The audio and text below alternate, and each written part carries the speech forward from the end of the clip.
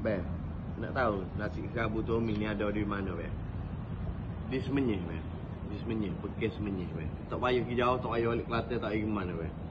This original, beh. Lagu ni, beh. Ada apa, beh? Lemak bakar. Lemak bakar. Daging bakar. Hasil 5 semestinya. Hasil 5. Kena perut. Budu ada. Okay. Ayam bakar.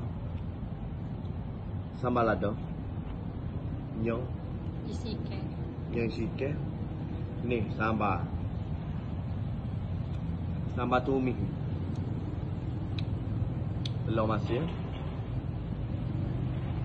Kali ni kita ada semua ni jenis.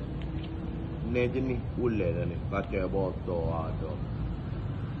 Apa ni bunga kate ada, ulai raja ada. Banyaklah ada, beh. Lepas tu, beh, nak makan tu, mari dah. Makan mari banyak dah.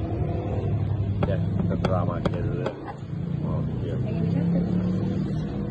Ni dia, beh. Masya Allah. Masya Allah, beh. Okey, boleh tengok sini dah. Ni. Gaul lagu tu. Kita gaul lagu tu, beh. Ni lemak. Lemak bakar. Tok lagu tu. Oh, no.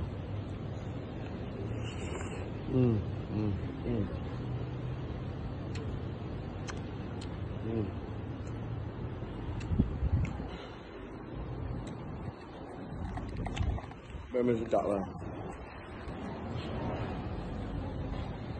Lemak bakar. Ni ambil sisa.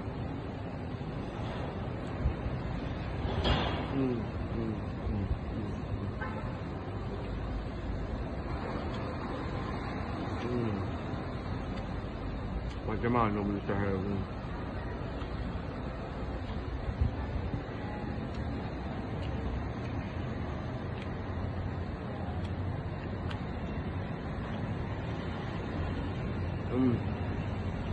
Lembut sangat daging.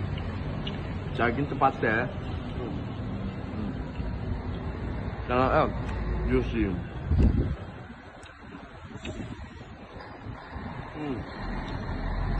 Memang selembut-lembutnya, kan.